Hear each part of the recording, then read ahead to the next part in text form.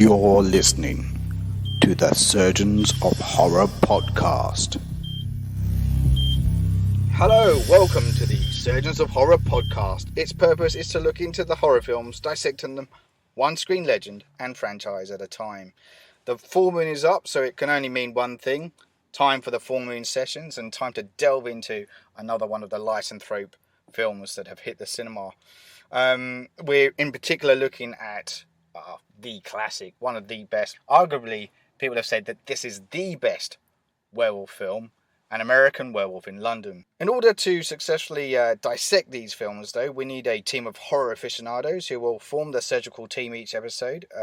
Let me introduce you. First up, yours truly, Paul Farrell, and I am the lead surgeon and host for the series of the podcast. And joining me each episode of the full moon sessions at the operating theatre is none other than Nick Alford. Hey mate, how you going? I'm good, man. I'm good. How are you? Good. Just excited to crack this one open, mate. We have been talking about this one for what seems like an age. Since I first met you, I think. Yeah, exactly. And and when we came up with the idea of the full moon sessions and doing these things every full moon, I think you were a bit surprised that the first choice I came up with was The Howling. Yeah, surprised / disappointed. I was like, okay, when are we doing American Werewolf? When are we doing American Werewolf? And then, lo and behold, we are fortunate here. So those of you who are tuning in to this podcast and may not be in Australia, there is a Sydney Film Festival. Basically put on a screening of An American Werewolf in London, and it's not just any screening; it's the old-fashioned driving screening of this. And this was an opportune moment for us to go out and watch this, as you should watch it. On a big fuck-off screen, in the comfort of your car. Yeah. With hot dogs and chips. Come on. Nice. It's great. So, I guess, as usual, before we kind of dissect the movie plot itself, we kind of ask each other, where were you when you first watched this? What were your early memories of it? And we've talked about this before, so evidently we have both seen this movie before. Yeah. What was your earliest memory of it, or do you remember when you first watched it? Oh, 100%. I was quite young at the time, and I'd managed to get it on videotape. And I was watching it in my front room. I knew my parents were out. It was middle of the day. They'd nipped out, and my sister wanted to watch it with me. And I went, no, you're far too young. You know, I'm the older brother. You're not watching it. And she said, right, well, if you don't let me watch it, I'm going to tell Mum and Dad you're watching it. So I went, okay, fine. Sit down. Started watching it, got up to the scene where David, the werewolf, is running through the forest naked, and in walk my parents, screaming, what the hell are you watching? As then David starts to rip open a deer's head. My sister's screaming, saying, Nick made me watch it. And got into a bit of trouble over that one. So, yeah, thank you, Kate. So how old were you when you watched it? I don't know. I've been trying to work that one out. Yeah. My parents would never leave me alone when I was that young, but I would have been around maybe 10, something like that, I reckon. Maybe slightly earlier. And younger sister, obviously. Younger sister. Yeah. She would have been 8. So it was actually probably a lot younger. That maybe I was 8 and she was 6. Wow. I remember when we were in primary school. Yeah. We used to say it in the playground to each other. Beware the moon, stay on the path. Yes. Because the mate who'd given it to me, his older brother had given me the tape. He was always a good supply of horror movies. Nice. So we're talking for those that are unfamiliar, we're talking about old school VHS at this point too. The proper way that our generation, I'm going to sound like a real old fuddy here, but the time when our generation were watching movies tended to be either, like you said, lent from older cousins or relatives, or your dad's or mum's private stash that they've got somewhere. And I think I said to you, I've got a thing about these kind of movies. I never recollect where I was when I first watched them. I know I've watched them countless times. I had a similar kind of discussion with Ant when we were talking about Alien and Aliens. I don't remember where I was when I first watched them, but a lot of the movies I watched were over at my cousin's house. I had a couple of older cousins, and we just ended up just piling, that's where I watched a lot of all the old Arnie kind of stuff, Predator and RoboCops, and and I'm no doubt that this would have been in there amongst that for sure, had to be. But no recollection I mean, there are odd bits in there that kind of, rewatching it now that come flooding back to me. But yeah, like it's one of those movies that every time you watch it, it's a treat, Yeah, but there's nothing that you can't just remember just sitting down for the first time. No. That's fair enough. No. All right, so well, what's interesting about this too is like it's a very British film. It is, yeah. It's very British with all the London buses and all the landmarks. So many London landmarks in it. You'd almost think it was made by a British director. Yeah, you would. And like I think I even said to you while we were watching the screen as well, is that some of the humour is very British too, that comes across in that, and even like Frank Oz is in it, and yes, he's American, but a lot of his humour is quite British in style. It's almost Python-esque, isn't it? Yeah, there was even the cop, the second cop character in it reminded me a lot of Cleese in some of his performance. I was going to say that, yeah. Which was kind of interesting. Anyway, we're kind of waffling all over the place, so let's kind of get to it. So, as I said, it's a British American horror comedy film. It was written and directed by John Landis. When he was 18, 19? When he wrote this, Yeah, when he wrote it. Okay. So he wrote the story when he was a runner on the set of a film called Kelly's Heroes. Ah, yeah. In Yugoslavia, or the former Yugoslavia. And he saw someone being buried upside down by a bunch of gypsies. Right. And so the idea was that the dead body wouldn't come alive and start running around and causing mischief. So they buried him with cloves of garlic and everything. Wow, that's awesome. And John Landis sort of thought to himself, what would happen if this fella came alive? He'd be completely unprepared. He's an American in a foreign country. Yes. And I think that's where this all stemmed from. Wow, that's awesome. Yeah, I love that. I love those little stories and like where these germs of ideas come from. Okay, so yeah, John Landis, and obviously we're jumping ahead a bit here, but he was off the success of this film. That's Michael Jackson obviously approached him, and Thriller was created. Yeah. Because he was so impressed with the effects. And that's another thing we'll come to, but we will come to the effects part of it.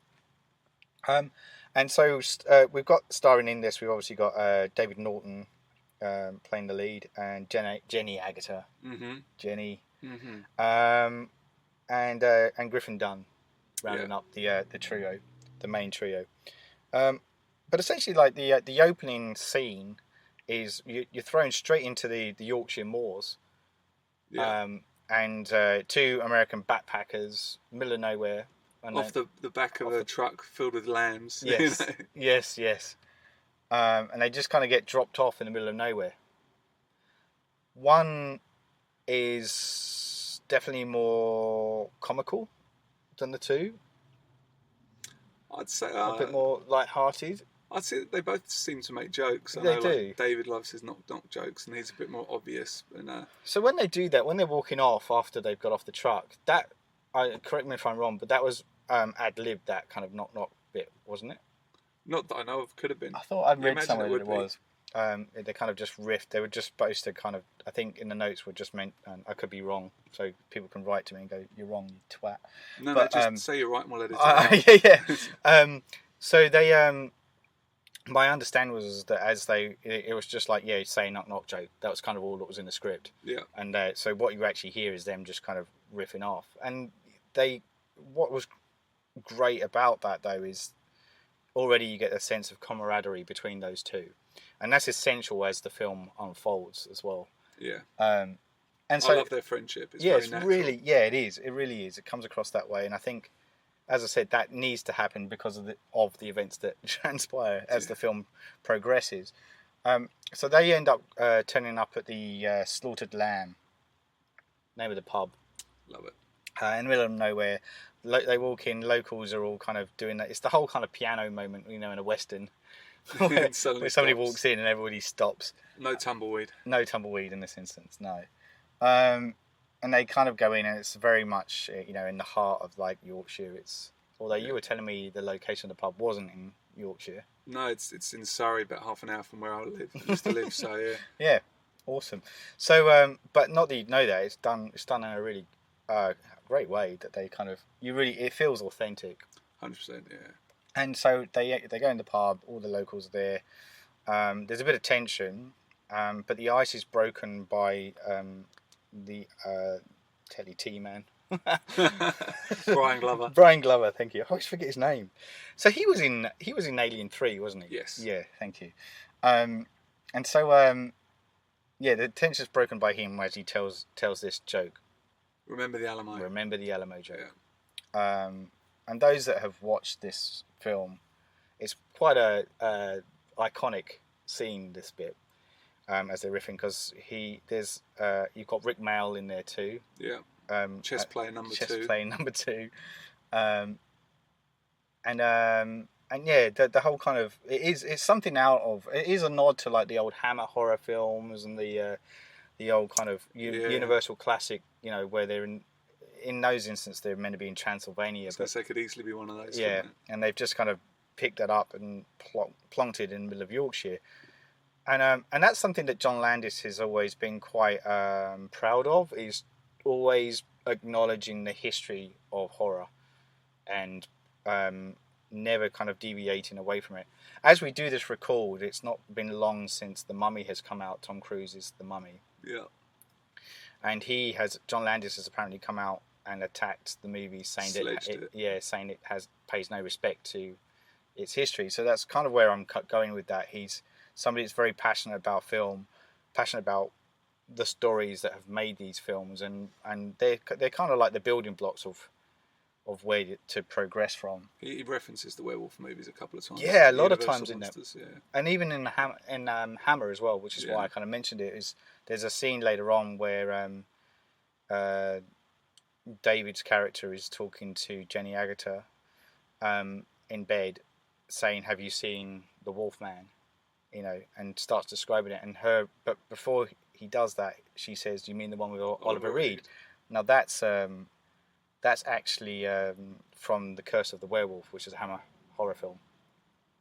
Great movie if you've never seen it. Jack is the one that notices that there's the pentagram kind of sign on the wall, and he's the one that kind of already he's a bit more cluey at this stage, isn't he, than David is. And then that's when they're asked about why that is, and then they kind of definitely get the cold shoulder and they're sent on their way, and they leave. And the barmaid is kind of saying, "You can't let them go on their own. Yeah, whatever you do." I love that. And and so it's murder then, is it? Or it's to be murder, is it? And so and that's kind of it. They have their little debate, and then we join the two main guys as they're going off. There is a warning though, isn't there, that they kind of give. So stick to the roads and stay clear of the moors. Yeah. Beware the moon. Beware the moon. Yeah. And that's kind of it. And then it's quite comical how this happens. So we're following the two guys and they're just talking, and then they kind of mention the rules that they were warned of, and that's when they realise that they've walked off the road. But they kind of, the way it happens is that it's very clear that they're walking off the road. Yeah. When it occurs. It always struck me as when that moment happens, you're like, it's very obvious that they suddenly just turn. It's not like they... Yeah, suddenly left. Oh, let's go towards that tree in the middle of the field. I mean, even as a kid, I remember the rules being said, and we used to recite them in the playground, like I was saying. But what's a werewolf going to do? Just come up to the road and go, "Oh, shit, no. I can't get you. There's an invisible force field." Oh, God, you took the path. Damn it. Shit. Can't get me. Come in this shrubbery over here. Nice. They've disobeyed the rules. There's always rules to these horror films, and they've disobeyed it, and they've gone off into the. Don't feed them after midnight. Don't feed them after midnight. That's it. And so, lo and behold, there's a bit of a comical moment. I really like the way this builds up this bit, because even though I kind of was mocking the bit where they've walked off the road, the bit where David slips over onto the ground, and there's a moment where he goes, "Just help me up," and then that's when the werewolf attacks. So they do start running in the lead up to that, because they can hear growling, and it's almost like this kind of, this doesn't happen. There's no such thing of werewolves, and they're kind of disbelieving of it. And then, as I said, a comical moment where he slips over, and just as he does so, and asks his friend Jack to pick him up, this wolf comes out and attacks him. And I quite like this bit. His immediate reaction, Jack's immediate reaction, is to run. To peg it, yeah. And I always thought that that's actually quite a genuine thing. And we did say that about Jack's character. He's always genuine and in the moment. Yeah, and very honest. And very honest, yes. And and then he runs. So, but of course he then realizes he can't leave his friend there, so he goes back. But goes back and he just sees this mutilated body. Yeah, it's clever because otherwise you think as a lead character you might think he's a bit of a douchebag for leaving his mate. Yeah. But do you know what? It'd be understandable for leaving someone if they're getting eaten by a werewolf. Yeah. So yeah, I think it's a nice touch. He turned around and thought, no, so I'm going to help him. Yeah, I agree. And so he goes back, and then obviously that's his mistake. Yeah. Because as he gets there, he then is attacked by the wolf. And you kind of, at this stage, you'd be forgiven to think, are these two guys just going to be killed off right at the very beginning? But then the locals turn up, gunshots go off, they shoot the werewolf. Save the day. Bit late, but a bit late, yeah. Better than ever. We then cut to what we're told is then 3 weeks later, and David wakes up in a hospital in London. Yeah. So now he's an American in London. He's not quite a werewolf yet. So he wakes up, and that's where he's greeted by the nurse, who is played by Jenny Agutter. And there's a bit of like carry on kind of, he's Jewish. I don't know why she doesn't talk like that at all. Because I looked at his penis, I did. So yeah, a bit carry on kind of moment. Yeah, a bit tongue in cheek. Yeah, exactly. And then the serious doctor kind of turns up to the scene, puts him in order. They're trying to feed it to him that he was attacked by a lunatic. Yeah. Not a werewolf. Which he was in a way, I think. Yeah. Like apparently, yeah, because as far as I understand it, he was an escaped lunatic, but they thought he was a lunatic because he was going around telling everyone he was a werewolf. Right. So he was a lunatic the same way David's a lunatic, I guess. Yeah. That's interesting. So, yeah, so then there's the rest of the next kind of chain of events is like David in hospital. He gets more familiar with Jenny Agutter's character. Gets more familiar. She's not shy. Very matronly, motherly to him, which we kind of commented on. Like, she has to force feed him.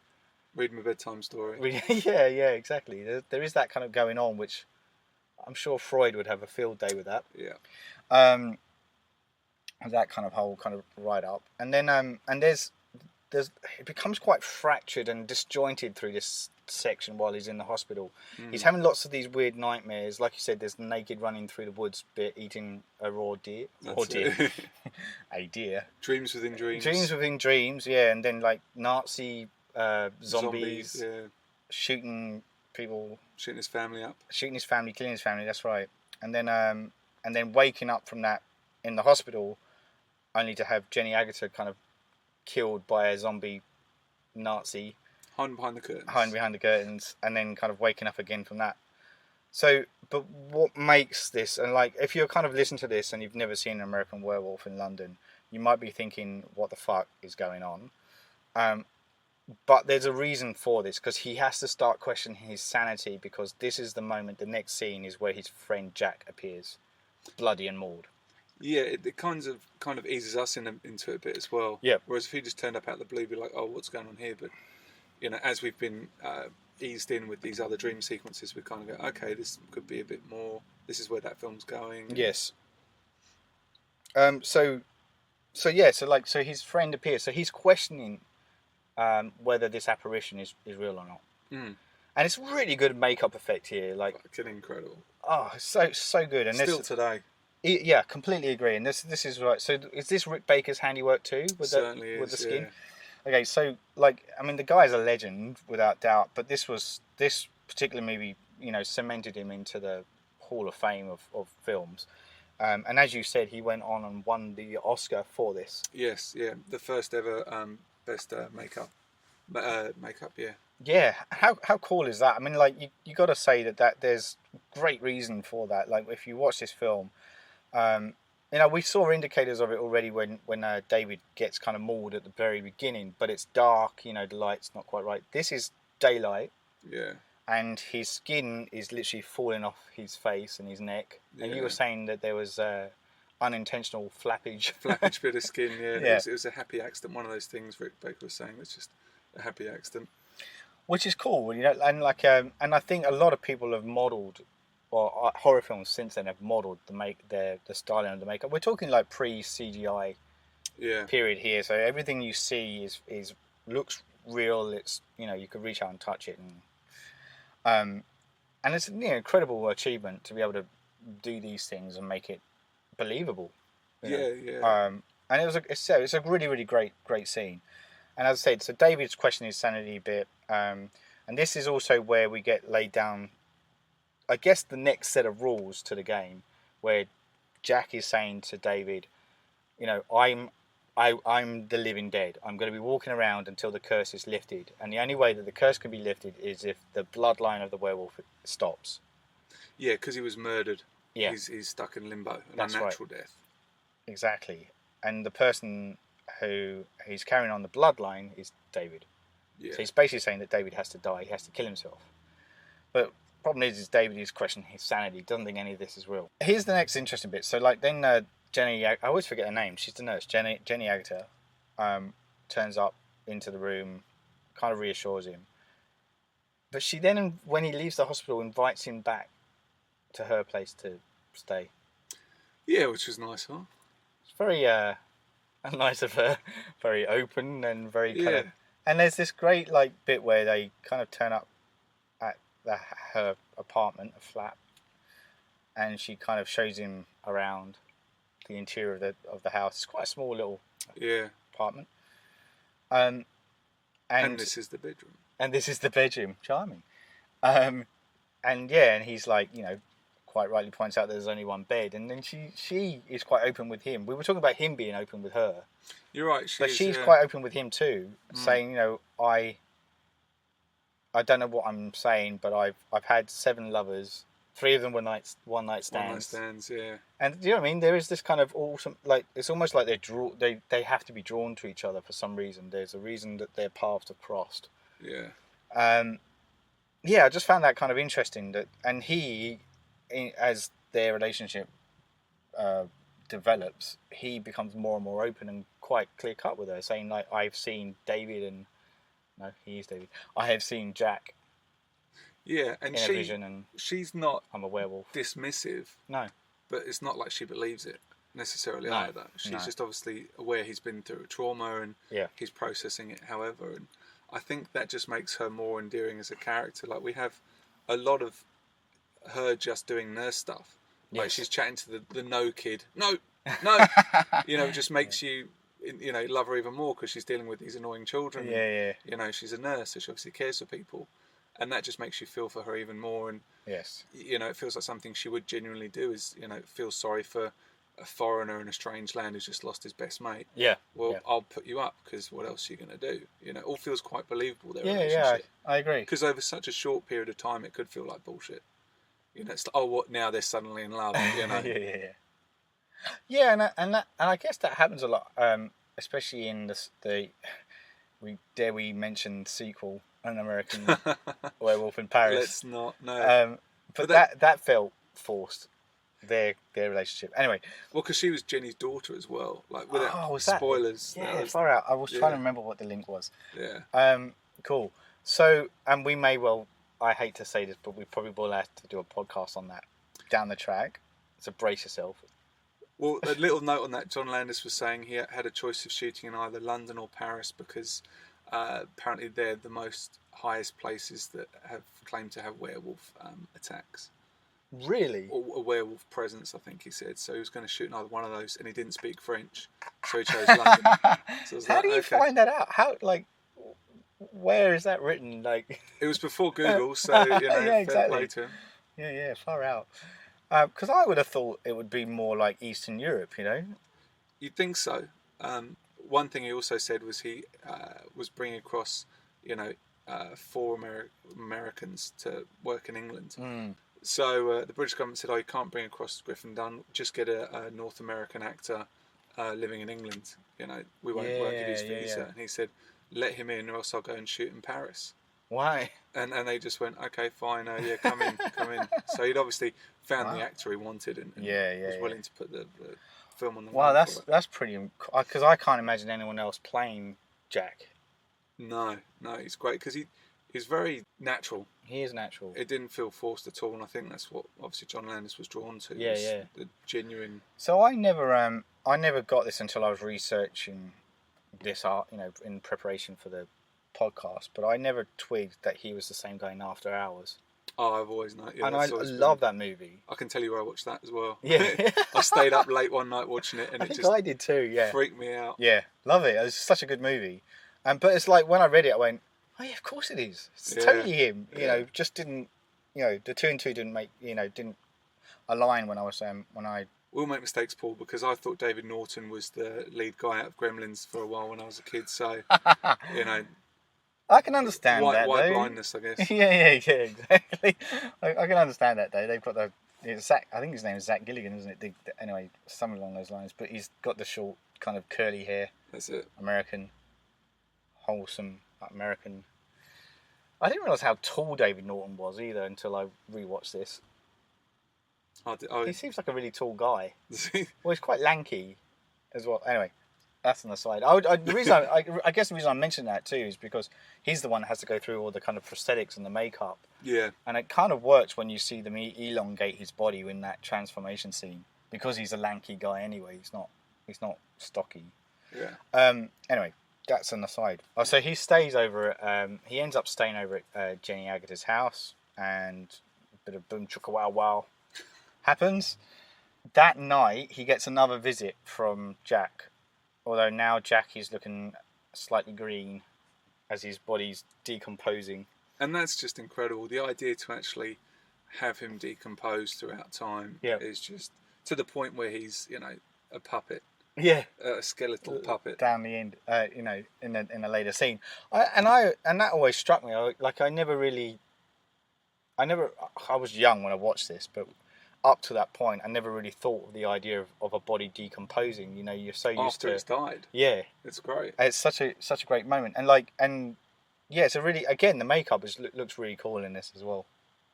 And there's a real heart to heart moment here, isn't there, where he's talking to him and he's saying, basically warning him again that you're going to turn. But he's still got a day to go. Got one more day to go. But he's still very. He's still on his side. Yeah. Like he's, everything he's been through. He's still like, you need to. But before I can do anything, you need to die. Yeah. But he's aware that that's obviously a hard thing for him to process as well. Yes. Yeah. He's not like a Bob Cratchit who comes in and just gives him shit. It's like. I love it. No, very true. But yeah, so he's kind of like. Yeah, the warning again. He's going to turn into a werewolf, and it's that great moment because it's the last time that they have that conversation before the actual transformation comes about. And then Jenny Agata comes in, asks David what's going on, and he's like, I've seen Jack again. And I see dead people all the time. They're mouldy. And so and they kind of talk it through, and it's almost washed over again though, isn't it? It's kind of like, no, it's okay, this is just because you're part of your healing process. Yeah, and I think that's what helps the fact that she's a nurse, is she's obviously heard some weird shit before and seen things and heard people say all sorts, and I think the fact he's so open, she's like, oh, okay, that's nice. She doesn't completely disregard it, but she's supportive, I think, already. Yeah, I agree. So then she obviously has a job, so she has to go do her nursing. Yeah. And it just happens to be on the full moon that she goes off to do this. Yeah. Leaving David on his own in the apartment, listening to some kick-ass music. Yeah. Bad Moon Rising. Yeah, so and I said to you as well when this was playing, this is hands down is my favourite all-time song in a horror film. Love this song so much. It's all American, right. It's swamp rock. Yeah. To its heart's content. Awesome tune. And this is the point where he starts pacing around. You can sense that something's brewing, and then he's like when you're trying to study. You're I'm going to check the fridge. I'm going to read the book, or I'm going to do something else. Yeah. And then the music kind of soft. Oh no! Then we cut to Jenny Agata at the nurse, and she's talking to the no boy, the no kid. And she there's that great line, I'm not going to quote it properly, but there's a great line about, have you ever been beaten around the head? Yeah, I love that. And then he just goes, no! I thought so. I thought so. Such a great line. One of the funnier lines in the movie. And then we go back to David in the apartment again. The music changes to Blue Moon, and this is where the transformation actually happens. And it's just a moment like where he's just sitting there, and then it's almost like he has this pain in his head. Is how I see it. Because his hands go straight up to his head, and does he say, "Oh Jesus Christ"? Or, yeah, he does. Yeah. This massive kind of pain moment, and then he kind of collapses to the ground. Yeah, John Landis was saying how he wants to avoid the werewolf changing in an armchair kind of thing. It's just like, oh look, he's morphed into it. Yeah. He wants to make it look painful. And I think that's why having the light full blast, yes, much to the special effects department's, chagrin, it just makes it look even more incredible how it's done. And obviously there's some movie snobs today who look at that and go, oh, that's bullshit. But I think obviously we're attached to the film, and it still just looks incredible to know what went into making those. It's like hands. I mean, maybe it's as you said, it's because it's a movie of our generation, but it's a movie. This is to me is one of the most iconic moments in horror movie history. Yeah. It's the effects are mind-blowingly amazing, for its time. It's incredible. Practical effects, and like you said, it does look. And just to give a bit of background to, or get a bit more kind of weight to what you were saying, horror films, or particularly wolf transformation films in the past, particularly Universal at the time, they were always the slow crossfades. So you'd have it would normally be 3 transitions. So you'd have the person, the midway point, and then the wolf or whatever the creature is that they're turning into, and then it's just like a slow crossfade to that. At the time when those films were made, that was new and inventive. It was a new technique, wasn't it? Yeah, exactly. So they were experimenting with it to their heart's content. So we're talking like 1930s kind of period here, and then 1941, I believe, was when Wolfman came out with Lon Chaney Jr. So we're now kind of, what's that now? 40 years later, or so, when an American Werewolf comes out.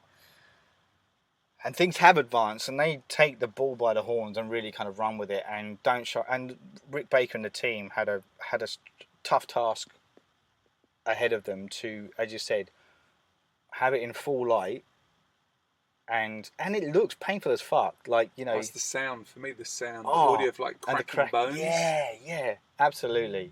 And this comes down to when how sound is so imperative in films. Mm. It's in order to kind of make that believable, and because the effects are something, but to kind of actually hear the ripping and the stretching, as you said, the cracking of the bones as it comes about is an amazing. Because there's no blood or anything, but it feels gory. Yeah, it's just stretched. Like you could see, like the first bit obviously is when he looks at his hand and you see the hand stretching, and then lo and behold, everything else starts to stretch too. And there's a great moment in it, right halfway through transition, where he rolls over onto his back and he's kind of kicking and trying to. But it's almost like his body forces him back onto all fours again. Yeah. Because that's how he needs to be in that position in order to become the wolf. It's a great moment. I thought that was actually quite a cool transition. Well, if you think that Landis wrote this when he was 18, he talks about the transition of puberty and all that being quite a heavy influence. Yeah. Things stiffening, getting bigger, and hair growing in places it shouldn't be. Yeah. Oh, it's absolutely, and that's again to talk about another werewolf film that came years later, which took that with the female skew with Ginger Snaps. It's all about the puberty and kind of coming of age and really, and the lycanthrope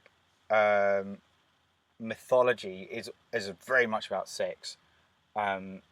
There's to use Company of Wolves as an example as well, the Little Red Riding Hood kind of analogy, and Granny tells them not to kind of trust men with eyebrows that join in the middle.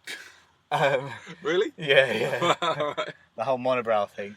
But yeah, that's beware the brow. Beware the brow.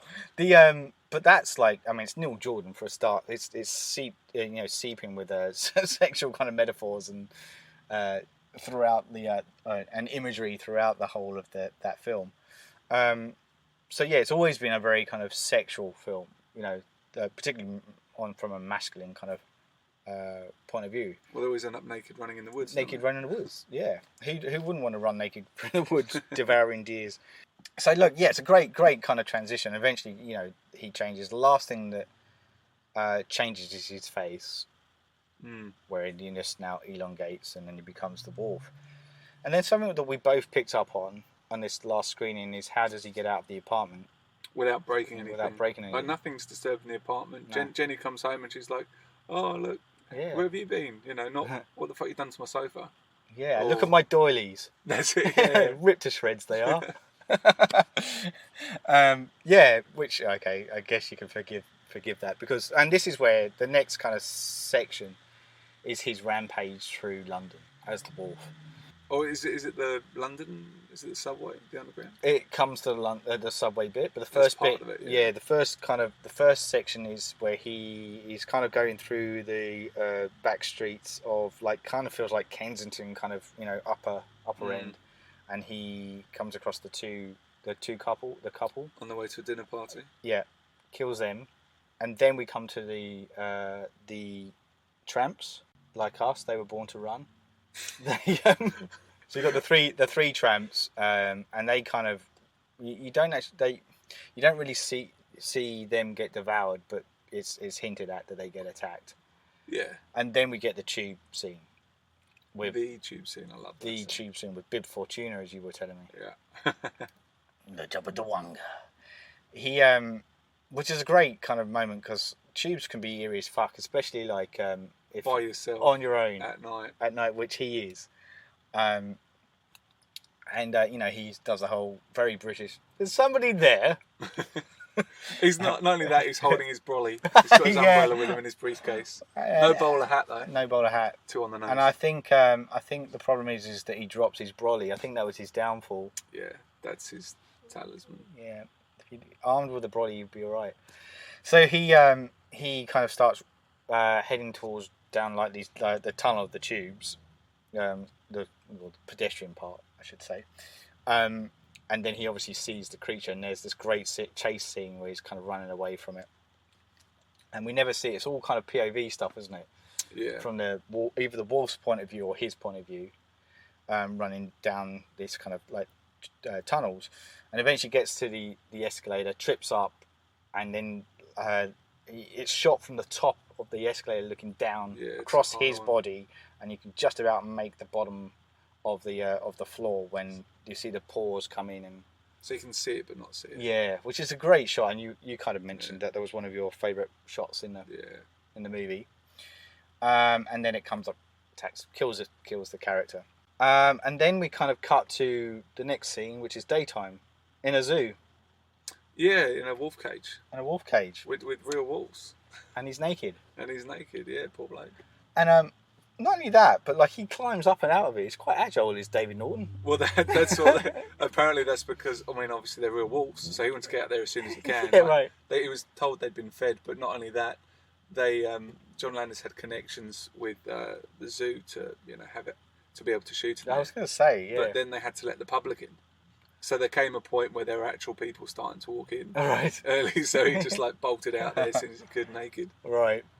And so he gets out of the cage, and there's a great kind of comic scene with him and this little kid.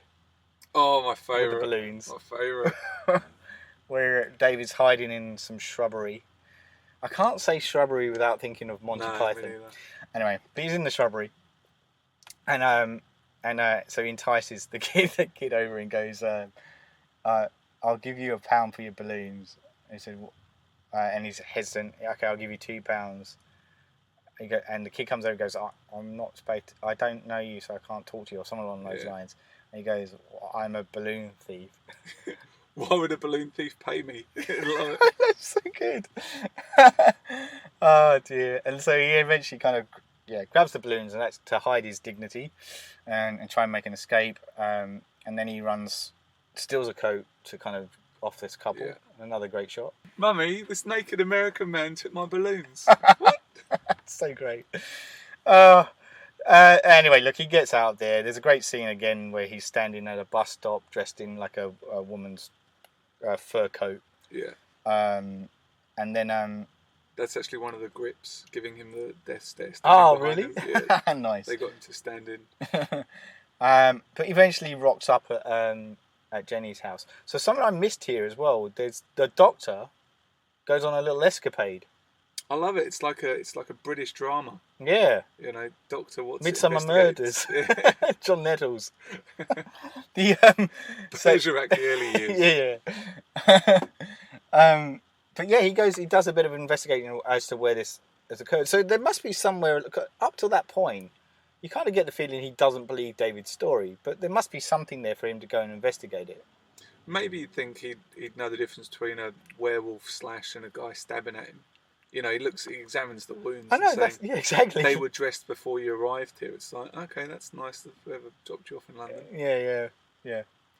So there's stuff there. Anyway, look, but there's some cool moments because he turns up at the pub, the Slaughtered Lamb, gets the same kind of frosty treatment from Tetley T-Man. But he handles it like a boss. Yeah, like man. He rocks in there going, you know, I'm having a half a Guinness and I'm happy, I'm comfortable. I love the half a Guinness. Yeah, and he sits down, offers to play some chess, and I'm hip, I'm groovy. Yeah, but he actually gets stuck in. He's involved. Yeah, that's it. He gets his hands dirty. Which is interesting, you know, and then we get the darts player character. He's the one that kind of spills the beans and yeah, he's great. Yeah, tells him that the moon's about to come. Just waiting for him in a graveyard. Yeah, I'm just gonna see if the dog's all right. Yeah, so sorry, that kind of scene happened before the transformation. Anyway, so the doctor then calls up Jenny's and is kind of saying, you know, has he arrived? At which point, David has arrived and he's very frisky. He is. He's had his meat. He's hormonal. He's rampant with desire. Yeah. And so, but the doctor's trying to encourage them to go back to the hospital. And they're on the way back, and then David hears about the news from the cab driver, who is played by Bricktop from Snatch. Yeah. Can't remember his name. He's great. He's an horrible bastard. And he's the one that tells them about the murders of the night before. And that's where David puts two and two together and realizes that he's probably the monster in question. Yeah. And he tries to get himself arrested by the chief constable from the Bill. Which is a theme in most werewolf movies, like even Monster Squad. Yes. The werewolf's there going, lock me up, I'm a werewolf. You know, because I guess it's the only place you're safe. Yeah. Or you're safe from other people, I guess, is in a jail. There is a common theme in werewolf films where the werewolf character in question, the human, is always essentially a good person at heart. Mm-hmm. Trapped in a wolf's body, which is different to the only other likening to, I guess, classic monsters is Frankenstein's monster has a similar thing. But like if you look at Dracula, they want to be Mummy, bad. They want to be they're evil through and through. Whereas like the Wolfman was always a little bit. So you often find in these kind of movies that they're the ones that tend to try and help the other humans. I guess because there's a bit of human still in them. Yeah, sort of begrudgingly. Yeah. Bad, like it's not that they have control over it. Yeah, that's right. David tries to get himself arrested, doesn't work, so he kind of does a bit of a runner. And he ends up going into a theatre. Yeah, nudie theatre. In Leicester Square. Yep, See You Next Wednesday, which is obviously a play on See You Next Tuesday. Yes. Which... Kangwa. It's not C-U-N-T. No. Yeah. So... Yeah, which was interesting. You were telling me as well that prior to the film being made, that was actually supposed to be showing kids' films or something. And... Yeah, he wrote it originally as watching an animated film, so it was like a Looney Tunes thing with Roadrunner in the background or something like that. Yeah. But then I think the theatre he wanted to actually film at had changed to an adult theatre, so he sort of went with that. Yeah. Went out, shot his own porno. Which is one of the funniest pornos I've ever seen. It's incredible. The comedy in it is amazing. Like, you know, deep in the throes of lovemaking and a random neighbour turns up. With his shirt off. With his shirt off, going, what are you playing at? And the guy goes, I don't think there's any of your business. I'm not talking to you. Yeah. And she's like, I don't know who you are. Oh, sorry. It's so good. It's just, and then later on the phone call. Wrong number. Yeah. Yeah. Just the wrong number, and she's like, oh, okay, puts it down, goes about her business. It's so funny. But like, you know, we're coming to the climax, no pun intended, of the movie here. But David has his last visit from Jack, his best friend, who is now the puppet. And as I said, looks remarkably like skeletal, but looks a puppet. But looks remarkably like the cab driver I said in Ghostbusters. Yeah. So if people haven't seen Werewolf and have seen Ghostbusters, you can hopefully picture that. And this one is the real kind of heart-to-heart moment. This is where he's like, I realise what I am. That I need to stop. How do I go about it? And they're all suggesting ways. Oh, blow your brains out. Oh, slit your wrist. Jump in front of a train. Yeah, because he gets visited from the other undead, the people he's killed. Yeah. In this scene, and the ghosts of murders past. Yes, and it's a quite a witty kind of moment. You know, you got the two happy as fuck couple. They're great. And you then can blow your brains out. And then the three tramps who are kind of quite bitter, and then the morbid Bib Fortuna guy. But again, like as you quite rightly pointed out, Jack is still defending him at this point. You know, kind of saying, no, you can't hang yourself because if you botch it up, it's going to be painful. Yeah, no, actually, I hadn't noticed this before, but the guy who plays Bib Fortuna, the guy in the tunnels who gets chased, he actually says, no, it wasn't Jack's idea for us to come here. Yes. Whereas I thought it was Jack's idea to come in there and hassle him and say, I represent dead people and you've got to kill yourself. Whereas it's just like, no, he came along to support him. Yeah. Rather than having all these dead guys coming in and giving him a hard time. They basically turn up and nag him. Yeah, exactly. Which is kind of interesting, isn't it? Because like they're doomed to follow him through all eternity until it stops. Yeah. So if he kept going, he could probably fill Wembley Stadium, have his own concert of the undead. Dead groupies. But they'd all be decaying as well. I know. How awesome would that be? Do dead people smell? I don't know. Never. Undead like that. I know dead people smell, but like if they're in limbo. That's right. Yeah. That's why it's Rick Grimes. That one. Yeah. He's the one that's knee deep in. Oh, yeah. Just waffle anyway. Here we are. We're waffling. So yeah, look, it's cool. Like he's has this kind of big moment, and he's kind of trying to decide. I don't know whether is it before he goes into. It is, isn't it? Just before he goes into the adult theatre, he tries to call his parents up, but they're out, and he talks to his sister, and that's quite a nice moment too. Like trying to talk to a 10-year-old, and he's partly like an older sibling would, kind of goofing around a little bit, but also generally cares for her. Yeah, and when he's trying to relay that, she kind of doesn't believe him and dismisses him and brother, bugger off. And if you think about it, she's the last family member he talks to. It's pretty sad, that moment in the phone box. What knowing what you know is about to happen, you're like, well, that is his final goodbye. Yeah, exactly. Yeah, and he tries to slit his wrists in the phone box too, doesn't he? But he can't bring himself about to do it anyway. So anyway, he goes through the theatre, but that's he hangs around in there, but that's when the transformation starts happening. Yeah, and he starts to thump the chair in front of him, writhing in the adult theatre, while the porn film is on in the background. And weirdly, the usher's watching him. He's just standing there, getting his own kicks. yeah, which is a bit weird when you think about it. And and the transformation happens, turns into a werewolf, and he kills the usher.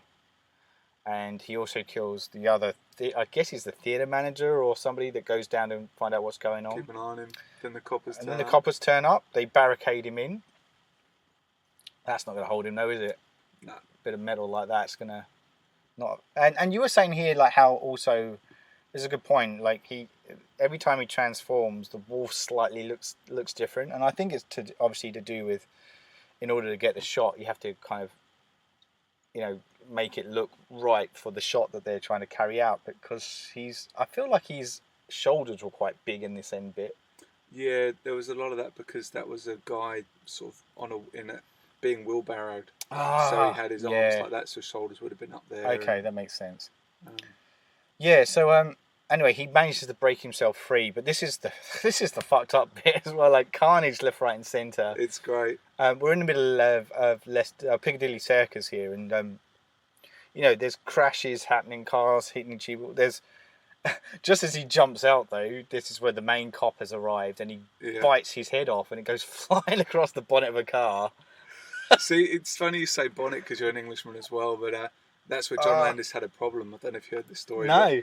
He was directing the guys, and this is the one language barrier he's had out his whole career filming. I think he filmed like 7 films in England. Right. He said, right, what I want you to do is I want you to throw the head on the hood of the car. And the whole crew just stood there and stared at him. And it's like, pick up the head and throw it across the hood of the car.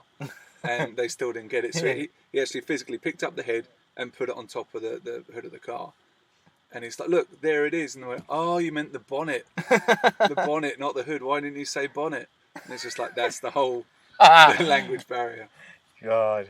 But then you see John Landis, he used to be a stuntman, so he thought he had all his stuntman mates on the set saying, why aren't you doing any stunts? So he threw himself through the Bureau de Change window, and it wasn't that great. The crew all gave him 2 out of 10. They held up little cards. But that whole scene where they had to close off Piccadilly Circus was incredible. Yeah, so it's an amazing scene. As I said, there's like cars smashing. There's even a double-decker bus kind of careering through there as well. They had to specially make that bus as well, like the undercarriage of it, so it could actually do that turn. Right. Just the stunt that stood out to us in that bit was the guy getting sandwiched between 2 cars. Yes, that was incredible. Which I still don't. We kind of said I don't know how they did that, because it clearly looked like a car swinging round into another car, and there's a guy in between it. It must have been just depth, I guess, and they had a stuntman stand there, and the car was obviously further away than I guess. Yeah, that would make sense. The trick of the eye with the camera. So yeah, lots of kind of rampage, carnage, and eventually they corner David down a dark alleyway. At the same time, the doctors turned up to Jenny and said, "There's a rampage going on Piccadilly Circus." Yeah. David! It's got to be David! And so they go, and she turns up. She managed to fight her way through the army. Who all armed up. Fall over. Yeah, get there through the dark alley, and then she kind of clambers her way through. She sees, he's a trap beast now in a dark alley in a corner, David cowering. And she tries to plead with him, says she loves him. And there's a moment of recognition in his eyes. Yeah, it's awesome, because you're like, oh, maybe that's it. She's made a connection, and he's going to, everything's great. And then he goes for the kill. Yeah. But thankfully, the armed forces are there, and they take him down, shooting him. And we don't get a transition back. It's just a snap cut of him as human form. The same as with the original attacker as well, I guess. Yeah. Because I guess just that's not in budget, maybe. yeah, maybe. But it's also more effective as well, because you just you cut to, it's like, oh, that's him. You recognise him straight away. And there's not to the same effect, but I don't know why this is coming to my mind. But you know when Kiefer Sutherland dies in Lost Boys, and he suddenly looks really youthful in his face. There's that kind of whole, he's a boy. Up to that point, he looked like a guy, like a man. Yeah. But the way they shot that, he actually kind of looks quite boyish. Yeah, because I guess that's showing that he is just a kid at the end of the day. Yeah. So kind of, and naked. Not Kiefer Sutherland, but David Norton. There's a lot of male nakedness. There is a lot of male naked, which is like hats off to him. Yeah. To be able to kind of bear himself in more ways than one in this. Great kind of little moment. And then just snap cuts to Blue Moon. Blue Moon, yeah. And I think that's kind of the comedy of it, isn't it? It's just like a punchy coming with an upbeat track after witnessing the hero die. Yeah. It then cuts into like, right, fuck it, that's it, it's the end now. Yeah. And I think that's just that little moment of comedy you try to inject, rather than, pulling out to a nice wide shot and dissolving. Which is where, I guess a lot of modern films go a bit wrong, is that they always feel the need to kind of prolong the ending. When sometimes you don't need to. Particularly in this instance. The journey has finished. Yeah. In horror, it's really good just having that bang. It's like final. It's dead. Yep. Cut. I love it.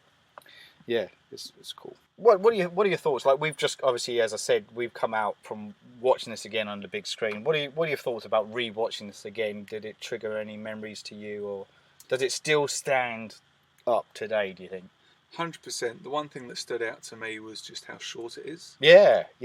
Because then I sort of realised when he entered the cinema, that was kind of the final, almost the final scene, I guess. That was the final, where it was all set in that area. Yep. Whereas I remember that being in the middle of the film before. But no, I still love it. I still love the comedy. I think I can appreciate the comedy a lot more now I'm a bit older. I've obviously seen it loads of times since. Yeah. So I found the more I rewatched it, the more I got the different jokes, or I think I filled in mentally the dots, and I think it's easier to follow the story and the dream sequences. You can kind of understand a bit more, and I still really enjoyed it. I can't wait for my kids to be old enough to watch it. Yeah, same. I don't know. Yeah, it's just one of those movies that I think, it's so well done, and like, because it's almost like a, because as you said, it's a short film in a sense. It's like and it captures this one moment, this journey, if you will, of David's character, and I'm almost kind of reminded of like the Edgar Allan Poe kind of short stories, things where it's succinct and it's in one moment. You follow one main character from beginning to end, and again, like even H.G. Wells is The Invisible Man. Yeah. It's one journey. As soon as that journey ends, that's the end of the film. You don't need to go beyond that. Like, I think it does it really well. So I think in that sense, I think it's really kind of true to those kind of classic Gothic literature books and stories that I've certainly kind of thrown myself into. So I never really thought of it as part of the Universal canon before, but I guess it kind of is, right? Yeah, no, I think, well, you're right, because it was, released by Universal Pictures, and you wouldn't necessarily kind of consider it canon, I don't think, because it has its own identity in its own right. It's genre breaking, isn't it? Yeah, that's right. And but I like it does reference those Universal films, though. They go into great detail about the plot of The Wolfman, which when I was watching that just now, I did think then they do kind of go into quite a lot of detail around that for a movie reference within a film. Yeah. Which made me go, yeah, you can only really do that if they own the property, because otherwise they get libelled. But yeah, like it's one of those, like, we prefaced this at the beginning saying, it is the ultimate werewolf movie. I don't think any wolf film has ever come close to meeting this either. No. And I think it's not just about the effects. It's not out and out scary. There's some horrific moments in it, but that blend of horror effects and comedy is so perfect in this film, which is why I think it stands the test of time today and resonates so well. And as you said, can't wait to show it to our kids when they're old enough to sit down and watch it with us. It's a great film. And one of the things, thinking about it now, watching it as an adult, is also that whole element of suicide. And because he's been set up as such a nice guy, that he's like, okay, what can I do to stop this? He's on board with everything that's happening. He's like, okay, right, well, how can I fix this? And that's sort of like the ultimate sacrifice someone can do, is to, kill themselves. That's exactly right, Nick. I think you've made a good point. There are some elements in here that are very deep, very thought-provoking. As you said, with the suicide, the whole kind of sexualization, the sexual awakening, I should say, and that kind of very kind of male approach to that kind of sexual awakening, and as you said, the whole stiffening and hairy palms. And the whole kind of Freudian thing, as I said, that I'm sure that wasn't a mistake. This whole kind of attraction he has to the Jenny character being very nurturing and motherly towards him. There's some great kind of moments in this. It's a great mix of not only great directing, a man that obviously John Landis knows his genre and he plays it to a T, delivers great performances from the cast in there, and you were even saying as we were watching it too just today, even the small characters that are in it kind of lend weight to the overall picture. Yeah, they make it, and it's how the leads interact with them as well, and the smaller characters are also given funny lines to play off. Yeah, they're great. Yeah, and so the chemistry just works, and you, as I say, throw in the special effects and like, yeah, you could, if you're gonna kind of throw, if you're gonna say something kind of begrudgingly about it, some of the dialogue in it is a bit ropey, but I think it's forgivable because it's honest dialogue too, as we said. Like it's he really lets these characters show their or bare their hearts and leave them ripe for the picking for when they eventually kind of have their downfall and get ripped apart. Yeah. Which is great. It's great storytelling, and and I think because it's an adaptation of the time, it was an adaptation of the classics that have gone on before, and sign of somebody that can write a good script is either write what you know, or you write what you or you base it on something like a legendary story, or like, be it, in this case it's the story of the werewolf, but you could pick up any of the Grimm's fairy tales and then transport it into your own world. Hence why Pan's Labyrinth does that whole kind of dark kind of fairy tale kind of stuff, and it's very similar, like that he's done. And in this instance, though, John Landis not only does the latter, but he does the former in the sense that he knows the subject, as I said, and I think that really helps this story develop and transform into the beast that it is. Yeah, because he was criticised when it first came out for it being too funny to be a horror movie and too scary to be a comedy. But that's to me, that is the beauty of the film. Like, if we look back at the films that stand out, like you were talking about the Monster Squad earlier, that's got the comedy element in there too. You throw in Evil Dead, comedy horror. Gremlins we've mentioned as well, comedy horror. All these films stand out because I think they trigger that kind of pre-adolescent kind of period that the people are watching this in, like the late teenage kind of, and there's that aching to be young again, relive your youth, but also striving to be an adult and be independent. And this is kind of where these worlds collide between being young and an adult, and not knowing where they meet. And what you get is this complex kind of transformation process that all humans go through. And this is what John Landis kind of rides the coattails of that and really enhances that to the nth degree and thrusts it deep within a licensed film. Yeah. It's great. So good. Any last thoughts or any kind of like standout moments you want to shout out to within the film? Oh, I could go on for days, or picking it apart even more. But no, I just really enjoyed it. It's always been one of my favourites. On a rewatch, I did notice some of the acting's not the best in times, but the story's there and it's a comedy, so it's a bit more forgivable. Yeah. But no, the special effects still hold up. I love the writing. I love the story. And it's just great fun. It's awesome stuff. And just to echo what you said, I really enjoyed watching it tonight as well. And like I said, something I never said actually in the preface is I've never been to a drive-in film ever. Oh, well, there you go. And so I was a virgin and I lived to see the end of it, which I'm thankful for. But it was great. It was actually so good to see a classic film like that on the big screen, and what it was made for. To kind of, that's what these old horror films are about. Is kind of watching it on the screen, and it's a good movie. It's as I said, I'm repeating myself, but it stands the test of time, and there's so many great lines, great music, and moments within that film. And rewatching it again, I was chuckling a lot, laughing out loud, and that's a sign of something that as I said, I've watched it millions of times and I'm still laughing at it. So it's testament to Landis and the crew. Yeah. Great movie, and it was been enjoyable talking about it as well. Yeah, definitely. After the fact. Cool. Well, I think that kind of ends up our Full Moon Sessions discussions for the Surgeons of Horror podcast. Thank you for tuning in and listening to us.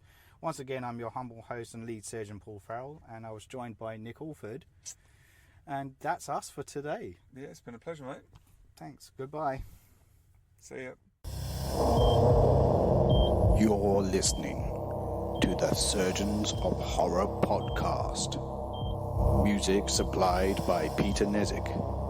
For more discussions or podcasts, head over to surgeonsofhorror.com or head over to our Facebook and Twitter sites for the latest news and updates.